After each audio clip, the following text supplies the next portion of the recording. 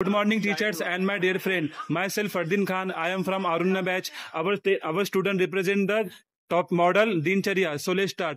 दिनचर्या म्हणजे daily routines of life. म्हणजे सकाळी उठल्यापासून ते रात्री झोपल्यापर्यंत आपण जे काही कामे करतो, अथवा ते शारीरिक असो किंवा मानसिक असो किंवा चांगले असो किंवा वाईट असो, या सर्वांचे ज्ञान आपल्याला दिनचर्यामधून भेटते. दिनचर्यामध्ये ब्राह्म्य मुहूर्त म्हणजे सकाळी लवकर उठणे, दंतधावन, अंजन, नस्य, अभ्यंग, व्यायाम आणि स्नान या 5-6 इम्पॉर्टंट गोष्टी सांगितलेल्या आहेत. तर आपण एक एक करून बघू. सर्वात अगोदर ब्राह्म्य मुहूर्त हा राहुल एक्सप्लेन करतील. ब्रह्ममुहूर्त म्हणजे सकाळी सूर्य उदयाच्या 96 मिनिट आधीची अवधी म्हणजे 1.5 तासाची अवधी ही ब्रह्ममुहूर्त असते.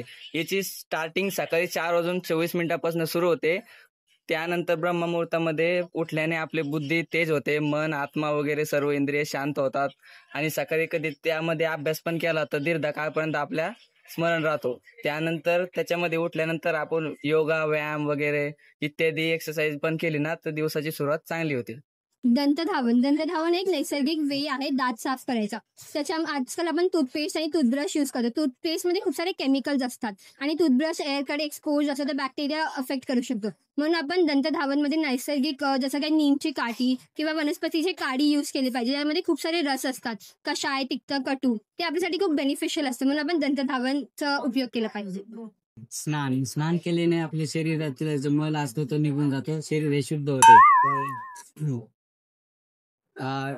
स्नान केल्यामुळे आपल्या शरीराला उत्साह येतो, एनर्जी येते. स्नान केल्याने सगळा मल निघून जातो आणि स्नान केल्यामुळे thank you. Good morning, good afternoon sir. My name is Vicky Wankhede आणि आपला टॉपिक आहे सदवृत्त. तर सद म्हणजे गुड आणि वृत्त म्हणजे बिहेवियर. तर आपल्या आयुर्वेदामध्ये सांगितलेलं आहे की हे 10 पाप आहेत की जे माणसाने केलं ना पाहिजे. जर का ते आपण नाही केले तर आपण एक उत्तम असा मनुष्य बनू शकतो. तर त्यामध्ये पहिला हिंसामध्ये दुसऱ्याला मारू नये आपण. त्यानंतर स्टेय म्हणजे चोरी करू नये. त्यानंतर अन्यथा कामामध्ये निषिद्ध कामात सेवन करू नये, जसे गुटखा सेवन करू नये. त्यानंतर पैशून्य, दुसऱ्याच्या अनुपस्थितीत त्याच्याबद्दल वाईट बोलू नये आपण. त्यानंतर परुष म्हणजे कठोर बोलू नये. त्यानंतर अनुरुत म्हणजे खोटं बोलू नये. त्यानंतर समीपालाप म्हणजे व्यर्थ बडबड करू नये, जसं की राहुल करतो. त्यानंतर व्यापार, दुसऱ्याचे अनिष्ट चिंतन करणे.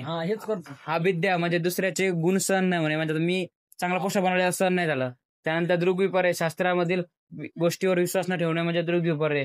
तर हा आपला टॉपिक आहे. आणि हे दर्शवित पापकर्म, हे जर का दर्शवित पापकर्म आपण नाही केले तर उत्तम असा मनुष्य सचिन सारखा आपण बनू शकतो. Thank you so much. Thank you. Hello everyone, हमारा प्रोजेक्ट का नाम व्यायाम है. इसका उत्पन्न प्राचीन भारत में ही हो चुका है. इसका काम होता है शरीर, मन और आत्मा के बीच में संतुलन बनाए रखना. इसको आज के टाइम में भिन्न भिन्न नामों से पुकारा जाता है, जैसे कि एक्सरसाइज हो गया, जिम हो गया, जुम्बा हो गया. इसके कई सारे लाभ होते हैं, जैसे कि फ्लेक्सिबिलिटी, स्ट्रेंथ और कामनेस. और इसे हमें कैपेसिटी के अकॉर्डिंग करना चाहिए, ना ज़्यादा करना चाहिए ना कम करना चाहिए. इसे हमें मनुष्य के प्रकृति, ऋतु और बल के अनुसार भी करना चाहिए. वात प्रकृति वाले मनुष्य को अधिक नहीं करना चाहिए या तो टालना चाहिए. पित्त प्रकृति के मनुष्य को इसे अर्ध बल के अनुसार करना चाहिए. कफ प्रकृति वाले मनुष्य को इसे ज़्यादातर करना चाहिए. इसका उत्तम ऋतु होता है हेमंत और शिशिर ऋतु.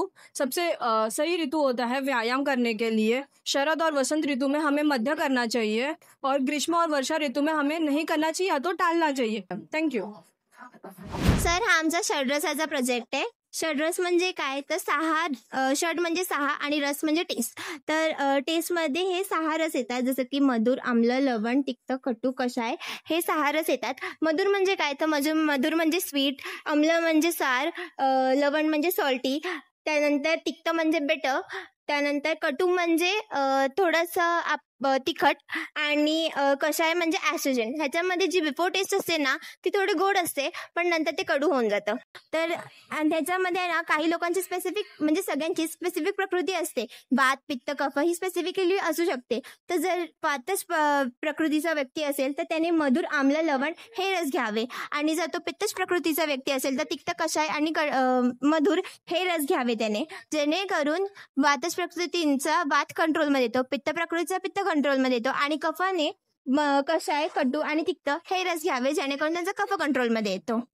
मधुर रस, मधुर म्हणजे तो स्वीट असतो टेस्टला. तर हा जो अष्टांगचा श्लोक आहे त्याच्यामध्ये सांगितलं आहे की मधुर रस तो स्वीट इन टेस्ट असतो, आपल्या माउथला एक कोटिंग प्रोव्हाइड करतो आणि आपल्या जे हृदयाला जे आहे तो हॅपी करतो आणि देहाला पण तो प्लेजर प्रोव्हाइड करतो. आता त्याच्या एक्झाम्पल्समध्ये कॅरोट आहे, खजूर आहे, शुगर आहे, अजून एक्झाम्पल जसं मिल्क, घी पण आहे.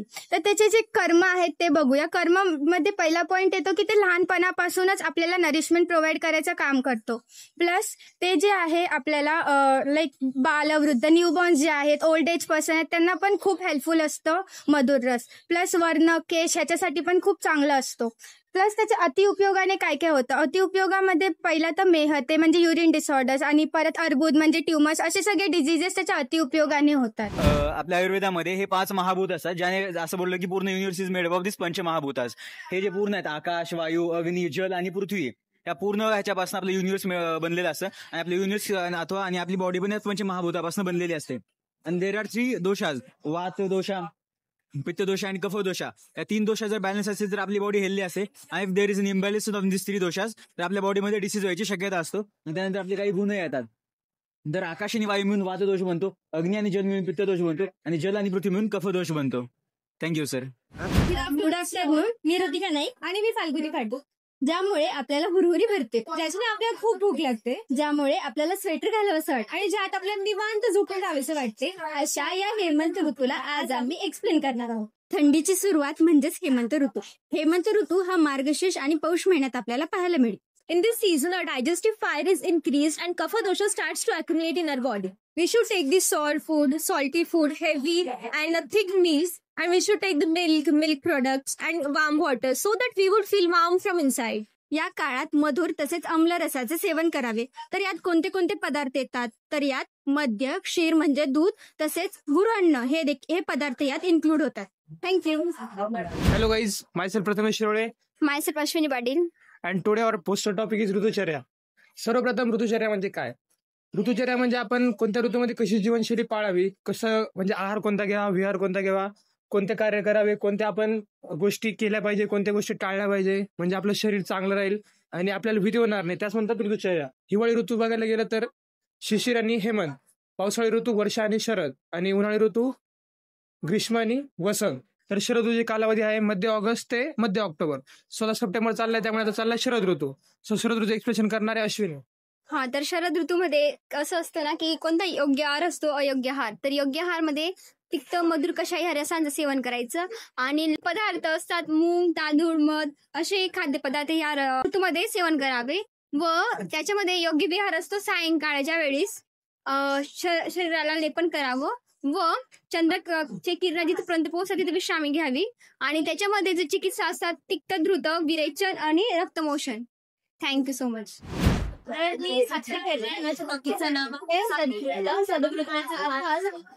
काया, वाचा आणि मनाने कोणत्या कर्मांचे आचरण करावे आणि कोणत्या कर्मांचे आचरण करू नये. तर ज्या कर्मांचे आचरण नाही करायला पाहिजे ते आम्ही इथं रेड कलर मध्ये दाखवलेलं आहे आणि ज्या कर्मांचे आचरण केले पाहिजे ते आम्ही ग्रीन कलर मध्ये दाखवलेले. त्याच्यामध्ये त्यांचे आचरण करू नये, त्याच्यामध्ये हिंसा येतं, परपीडा, तिसरी दुसऱ्यांना दाग होईल, नुकसान होईल, कोणती गोष्ट करत नाही, स्नेहाचा अर्थ असतो चोरी.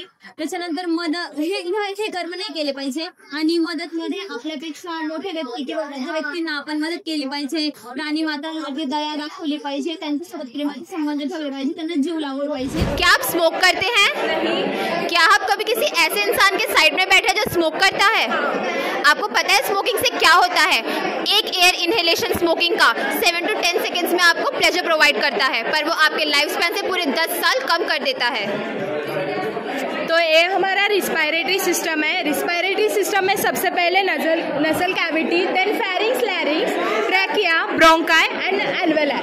जो एल्वेलाई होता है वो एयर एक्सचेंज में बहुत इंपॉर्टेंट प्ले रोल करता है. जब हम स्मोकिंग करते हैं तो निकोटिन, जैसे आप लोग देख रहे हो, जैसे हम स्मोक करते हैं तब निकोटिन नाम का सब्सटेंस डोपामाइन सिक्रेट करता है कि जो 8 से 10 सेकेंड में हम लोगों को नशा हो जाता है. तो हम लोग क्या हमारे आधे और 1 घंटे की मजे के लिए अपनी पूरी 10 साल बर्बाद करना चाहेंगे? नहीं. Good morning everyone, my name is Chaitanya Kubal, I am from Arunya batch. और आज हमारा मॉडल कार्डियक साइकिल पे बेस्ड है. 1 मिनट में हार्ट 72 टाइम्स बीट करता है. तो एक बीट में क्या क्या चेंजेस होते हैं हार्ट में वो सब हम यहाँ देखेंगे। यहाँ पे कार्डियक साइकिल का ड्यूरेशन होता है 0.8 सेकेंड्स और उसमें 2 इवेंट्स होते हैं, एट्रियल इवेंट और वेंट्रिकुलर इवेंट। एट्रियल इवेंट्स में एट्रियल सिस्टोल और एट्रियल डायस्टोल होता है। सिस्टोल का अर्थ होता है कॉन्ट्रैक्शन और डायस्टोल का अर्थ होता है रिलैक्सेशन। एट्रियल सिस्टोल 0.1 सेकेंड का होता है, एट्रियल डायस्टोल 0.7 सेकेंड्स का होता है। वेंट्रिकुलर सिस्टोल 0.3 सेकेंड का होता है, वेंट्रिकुलर डायस्टोल 0.5 सेकेंड का होता है। तो अभी इस चीज़ का यूज़ हमें कहाँ पे होगा? हम जब नाड़ी परीक्षण करते हैं तो हम एक्चुअली वेंट्रिकुलर सिस्टोल को देख रहे होते हैं। हम जब ब्लड प्रेशर चेक करते हैं तो हमारे जो ब्लड वेसल्स है उसकी वॉल्स पे कितना प्रेशर पड़ता है वो एक्चुअली वेंट्रिकुलर रिजेक्शन होता है। हमें अभ्यंग करना चाहिए जिससे कि हमारे बॉडी में सर्कुलेशन बढ़े, हमारे हार्ट की ओवरऑल हेल्थ अच्छी हो। हमें मेडिटेशन, प्राणायाम वगैरह प्रैक्टिस करनी चाहिए जिससे कि डायस्टोल का टाइम बढ़े और हमारे हार्ट रेट कम हो। जैसे कि बड़े बड़े स्पोर्ट्समैन जो होते हैं उनकी हार्ट बीट बहुत कम होती है, उनका हार्ट बहुत हेल्दी होता है। तो ये सारी चीज़ें हमें फॉलो करनी चाहिए। इसी के साथ मैं एंड करती हूँ। Thank you. Good afternoon sir, good afternoon everyone. Myself Arpita Pandey, हम सब फर्स्ट ईयर BMS के स्टूडेंट हैं। तो मैं हम सब फीमेल रिप्रोडक्टिव सिस्टम के बारे में बेसिक इन्फॉर्मेशन दे रहे हैं। तो लाइक मैं इंट्रोडक्शन दे रही हूँ। तो सबसे पहले कि फीमेल रिप्रोडक्टिव सिस्टम के बारे में हमने यहाँ पे एक ग्रॉस मॉडल रेडी किया है। तो जहाँ पे लाइक यूटेरस शो किया है, fallopian tube, ovary, cervix, vagina end ligaments वगैरह शो किए हैं, आर्टरी और वेनस सप्लाई वगैरह हमने दिखाया है। तो लाइक जैसे हमें पता है कि यूटेरस को हम गर्भाशय भी कहते हैं, तो गर्भ फॉर्म होता है वहाँ पे जो कि सर्विक्स और वजाइना के थ्रू पार्चुरेशन के टाइम पे बाहर आता है। Good afternoon everyone, my name is Aarti Magare और मैं बताऊंगी कि बेसिक हाइजीन क्या होती है। It is a very delicate organ. First of all हम लोग को बहुत प्रिसाइजली प्रोडक्ट्स यूज़ करने चाहिए यहाँ पे। Second thing is UTI. UTI क्या होता है? Urinary tract infection. Urinary tract infection मतलब जब हम लोग गंदे वॉशरूम्स वगैरह यूज़ करते हैं तब हम लोग को यूरिनरी ट्रैक्ट इन्फेक्शन हो जाते हैं, यूरिनरी ट्रैक्ट। फिर उसके बाद है पीरियड्स के दौरान हम लोग बहुत सारी चीज़ें यूज़ करते हैं, जैसे कि लाइक कपड़ा यूज़ किया जाता था पहले के टाइम पे, अभी वो नहीं यूज़ करते हैं। पैड्स यूज़ किया जाता है, मेंस्ट्रुअल कप यूज़ किया जाता है, टैम्पॉन्स यूज़ किया जाता है, बहुत सारी चीज़ें होती हैं।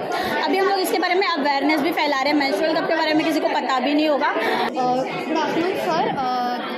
आज कैसे गांव में क्या शहरों में भी, मेरे खुद की फैमिली में भी बहुत सारे लोग कपड़े यूज़ करते हैं विच इज़ वेरी रॉन्ग। उसके वजह से इन्फेक्शन होता है और वो फेटल तक हो जाता है पेशेंट के लिए।